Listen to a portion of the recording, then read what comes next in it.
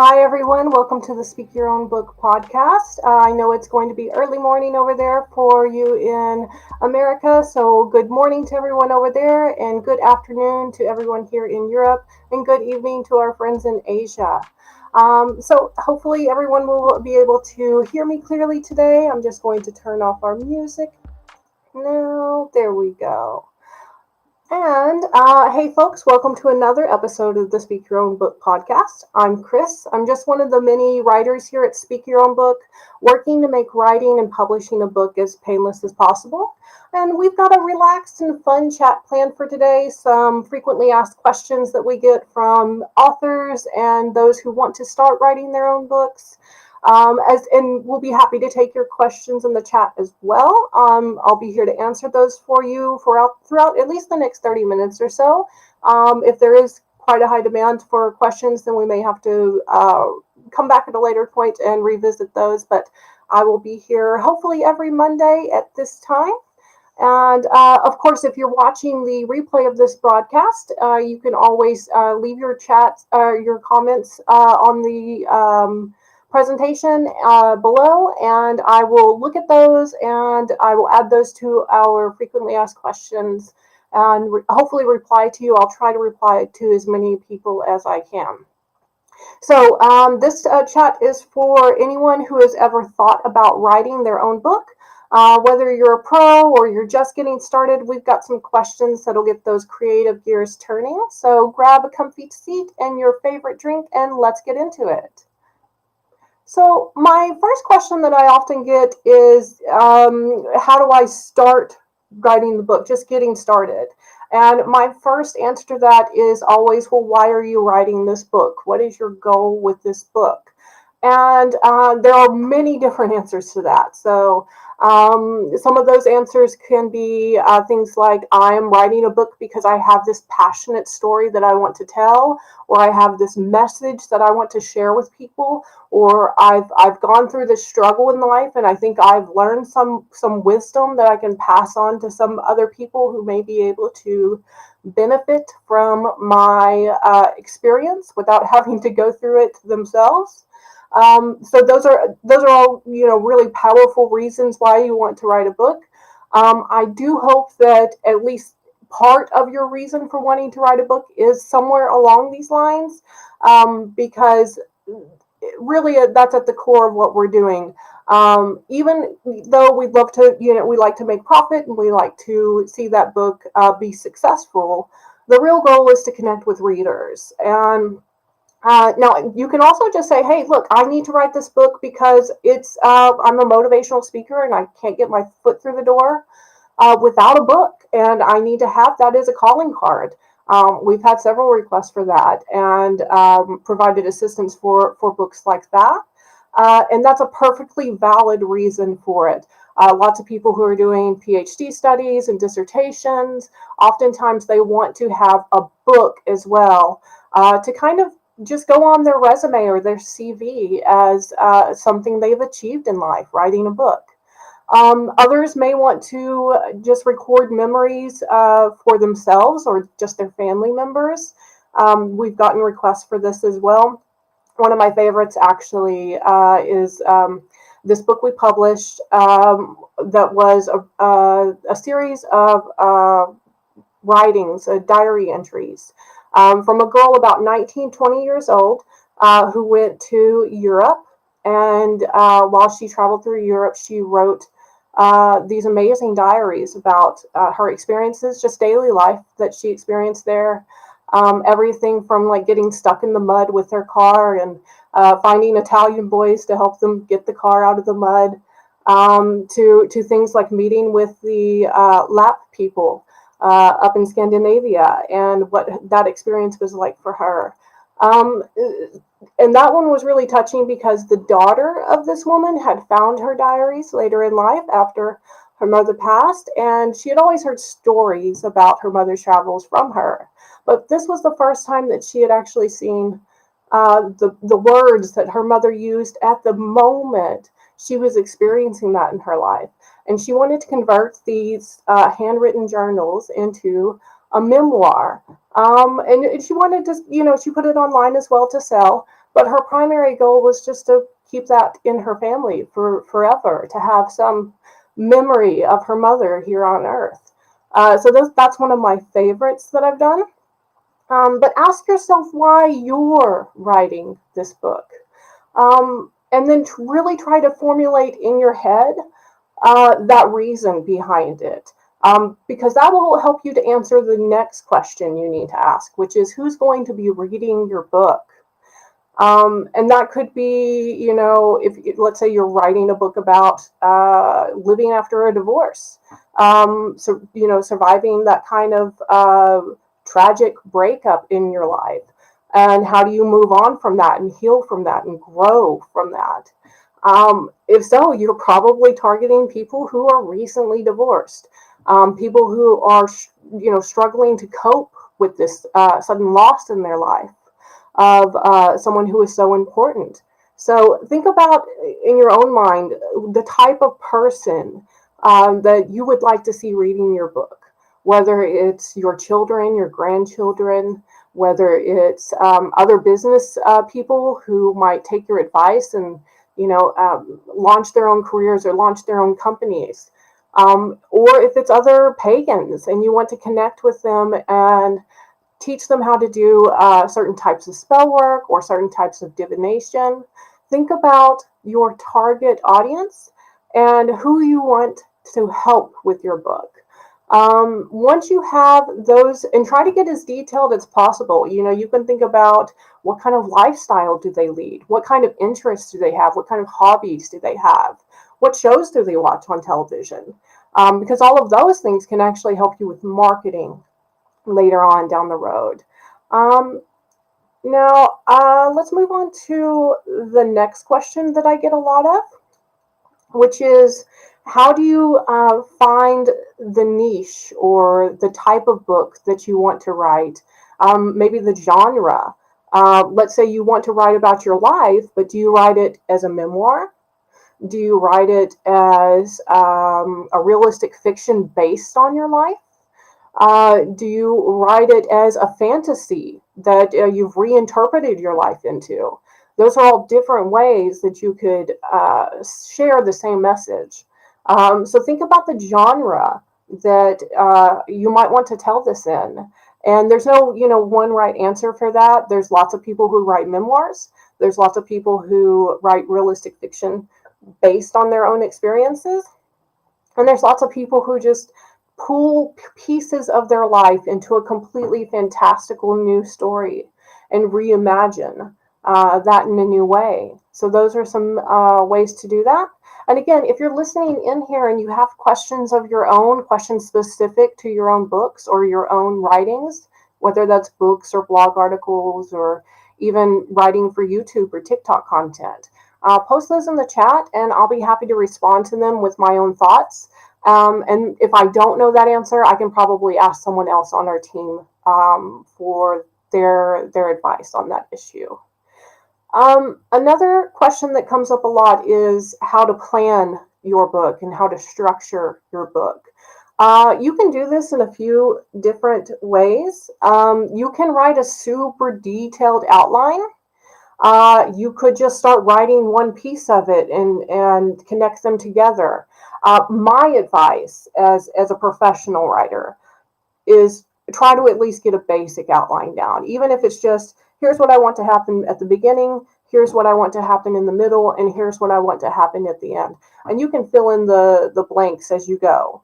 But just try to have a fairly clear image of how your book starts and where it's heading and where it ends before you actually start writing. I recommend never start with a blank page.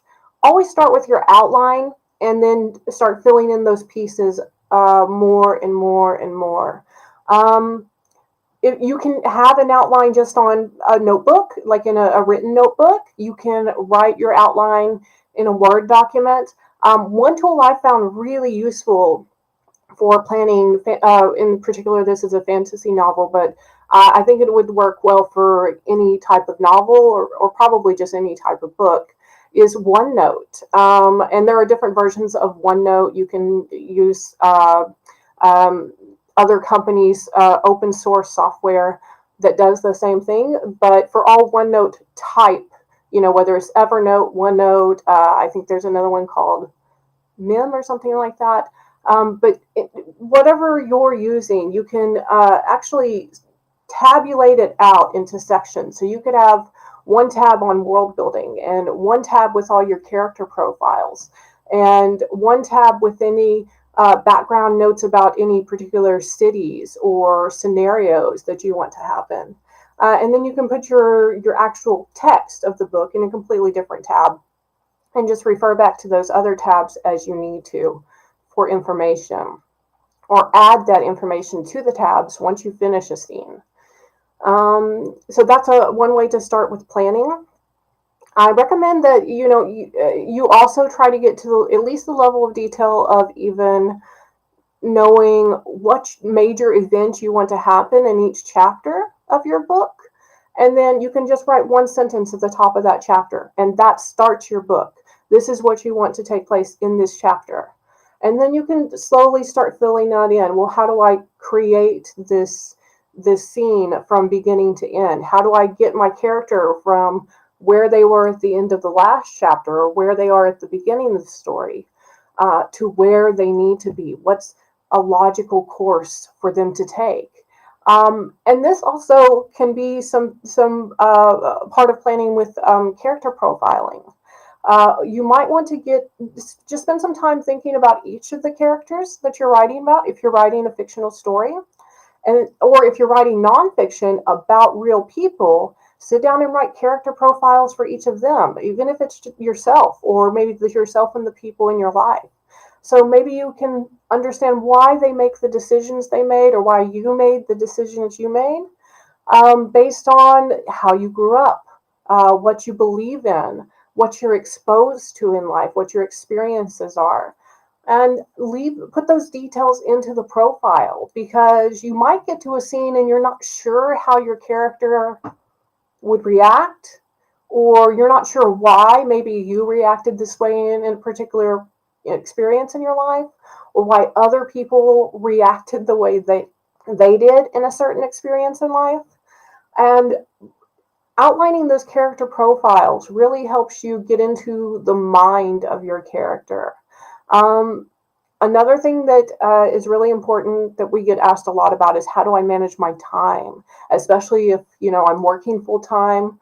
And this is something that I struggle with as a writer as well, specifically because I already do the job of writing. I already get paid to write, so I don't necessarily feel like writing after I get off work some days.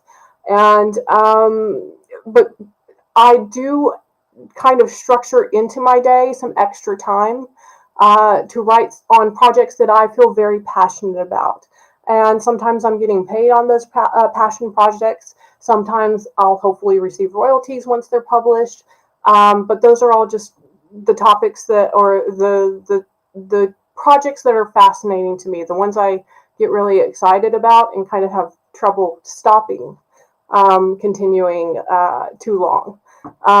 So when you're focusing on your own time management, let's say you work full-time already at a different job and you don't have much time. Let's say you have kids that you have to take care of, or maybe elderly family members that you have to take care of. How do you carve out that time?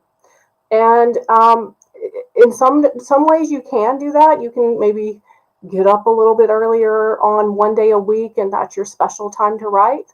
Or maybe right before bed, you spend about 30 minutes just writing before you go to sleep to help. It can be even a form of meditation to wind you down.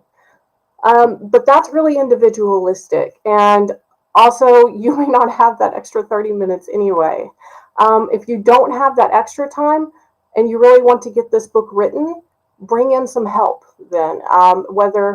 And that may mean having to hire a professional writer like myself to ghostwrite for you. There are some ways to finance that as well. And it doesn't have to be expensive. We offer book deals for, we will create a 250-page book for you, including cover art and helping with publishing and some marketing for $5,000. So in the course of how much it could cost to get a book made that's not nearly as expensive as what it could be. And we utilize a lot of resources to help with that, to just lower the cost as much as possible for people. In addition, you may only need part of it done for you. Let's say you just need the rough draft done, and maybe you only pay for that part, and then you read it and edit as you read on your own. So there are some ways to do that where you can either, one, just find time, extra time in your schedule, or two, bring in some outside resources to help you out. If you have any tips for that you'd like to share with time management, I'd love to hear that. As a person with ADHD, I am constantly looking for additional time management tools and help. The Pomodoro method is a really great one. This is where you work for 20, 30 minutes at a time, stop for 5 minutes, work for another 20, 30 minutes of time, stop for 5 minutes, and do this 3 to 4 times before taking a 30-minute break. So that's another method with time management. I also get a lot of questions about how to overcome writing challenges like writer's block, especially. And the best way I can tell you to help with that is go talk to other writers. You can always post in the Speak Your Own Book group, the writing group that we have on Facebook, and we will be happy to give you our advice if you're stuck on something. And you don't know how to get back on track with it. That you can also, another great tool that I have found is working with ChatGPT on it. And the way you use ChatGPT is not to write the whole thing using GPT. That honestly will produce really bad writing, often filled with a lot of mistakes. What I recommend doing with GPT is use it as a personal writing coach. So this could mean you write the rough draft and you give it to GPT and say, how can I improve this? How can I make it better? Or you can ask it to check for plot holes in your writing. What am I missing that the reader needs to know for this to make sense? You can also ask it to restyle the writing. Let's say you want to add like a little bit of Tolkien-esque flair to the style. You can ask it to take your rough draft and add that Tolkien-esque atmosphere to it, or go through and improve your vocabulary choice, or find your grammar mistakes. All of those are different things that ChatGPT can help with. Think of it like a very advanced spell check and grammar program, or at least a very accessible writing coach, and one that's free. So it can be very helpful. Now, another question I get a lot is the editing, especially from people who are amazing writers. And I have this a lot.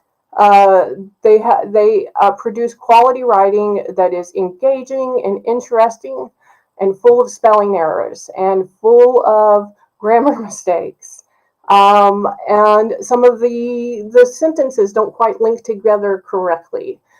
To share the emotion or the tone that they want to put into that. These types of writers are really good writers, but they are not editors. And for that, I recommend overusing all the programs you can to help with editing. So don't just check it in Microsoft Word. Check it in Grammarly too. Check it with ChatGPT. Check it with the Google Docs editor. All of those are different tools that you can use to improve your final product, your final writing, even if you don't have excellent grammar skills. You don't necessarily have to be an English teacher to be able to publish your own work. Another question that I get around editing is, should I hire a writer? Yeah, sure. If you have the money to hire a writer, absolutely. Sometimes you can get the editing done for just a few $100s for a whole book, depending on how good the original writing is. With the editing as well, you can also ask a friend who's just really good at English to help you out. And in exchange, maybe you help them with something. Whatever skills that you have to offer, you can exchange work. I love the barter system, and especially as a pagan, we need to really use the barter system as much as possible with each other, so that we're not taking financial resources from each other if we can help it. And then another thing I get is, how do I collaborate with other writers, or how do I collaborate with an artist or an editor to get the final product that I want? Well, as far as the how part, there are lots of ways to facilitate the collaboration, especially if you're all over the world. Zoom or Google Hangouts, Teams, all of those are great ways to facilitate conversation. As far as how to do the collaboration process, I recommend looking at holacracy.org for its rules around how to hold meetings, and basically turn your collaboration into a meeting where this is your project that you're working on and you have specific goals that you need to complete and action items that need to be done and certain people assigned to those. That helps keep everyone who is involved on your team accountable for what they need to be doing. This is exactly how we do this at SYOB when we have group efforts on different projects. And then let's move on into publishing. With publishing, I get questions about traditional versus self-publishing. And they're quite two different categories. With the traditional side, you're going to send your manuscript to Doubleday. You're going to send it to Random House. You're going to send it to as many publishers that might be interested in publishing your book as possible. Llewellyn would be a common one here. Corellian Publishing, that's the one I recommend you send it to anyway. I love working with the guys over there at Corellian Publishing. Or you can send it to us and we'll help you with publishing, but we're not really a traditional one. The advantages of going traditional is that you've got an institution that really knows what it's doing and has been in the business a long time, and can probably get you into places like Barnes and Noble or local bookstores all over in your country. The downsides to working with those are the royalties are pretty bad for those. You're looking at getting just a few cents on every book that you sell. You'll have to do a lot of the marketing yourself, just like you would in self-publishing. You'll have to go to podcasts. You'll have to go to book signings. You'll have to travel a lot for those things as well. And some of those things, since you have to do them with self-publishing anyway, it can make self-publishing, especially if you already have an audience to sell your books to, self-publishing may, in the long run, be more profitable for you. But if you really want to go the route of a traditional publisher, maybe you kind of do a hybrid model. Maybe you self-publish your first book, and then you shop around to a traditional publishing company with your second book. So you don't always have to go the same route with each one. Reverend Don is a great example of this. He has self-published many books, but he started out, he was at least a few years ago working with Llewellyn. And then prior to that, he self-published, I believe, as well. So you can use a hybrid format for this, for publishing options. If you do decide to self-publish, my recommendation is to publish on your own website, sell through your social media, and also publish on Amazon. While you don't get very good royalties on Amazon, you certainly still get better than you would at a traditional publishing company. If you plan on selling print books, I recommend lulu.com, LULU.com. For publishing on print on demand. So you don't have to put any money up front. You just wait until someone orders your book, either through the lulu.com site, or you can sell it through your own website or on Amazon, and then you place that order through Lulu to have it shipped out. Let's move on to marketing. So marketing is something you need to think about before you publish as well as after you publish. Some marketing strategies that you can use are, one, start building your readership by posting on social media. Post daily writings, post musings. This is something that I do on my own Facebook, any topic that I happen to just run across or I'm interested in that day, I'll probably write a little bit about it on social media. This just lets people know my style of writing. It lets them know the topics that I write about, and I get good engagement from people on there around topics that they're also interested in. So you can also pick topics that might be of interest to going back to your target audience. Think about those hobbies that they're interested in. As pagans, we love seeing, cute cats. We love seeing daily spells. We love seeing cute pagan memes. We love seeing rituals or blessings posted online. Those are all things that you can repost, and this is very important, add something of your own or a comment of your own or question about it to your audience so that you get more engagement on your social media. In addition to just building your following on social media, you need to be promoting your book, both on your own social sites, but as well as on other podcasts. You can come onto our podcast and promote your book. I'm happy to have any pagan author on. I would love to see what you've done, and I'd love to share your book with the audience. So that's an option. You can also go on any of the other shows at Pagan World and share that information with people. So I'm going to wrap up with my final thoughts, and then I'm going to check to see if there are if I can figure out how to do this. This is my first time using Restream today, but I'm going to check the chat here and see. Okay, we don't have any questions in the chat right now, so drop those in the next few minutes if you have them, and I'll just give you my final thoughts here. If you're an aspiring author and you have not got started yet, then I recommend you get on speakyourownbook.com. I recommend you click on the Contact Us link and get a free consultation. It's absolutely free, and within 48 hours, you have a plan of action for how to print your book written by a professional author. So that's an easy win right there. And if you need additional services, of course, we can offer those. But just getting that plan in your hands gives you a roadmap to follow to get your book from up here to here, just like I did. This, in fact, is the book that I wrote with Donald Lewis.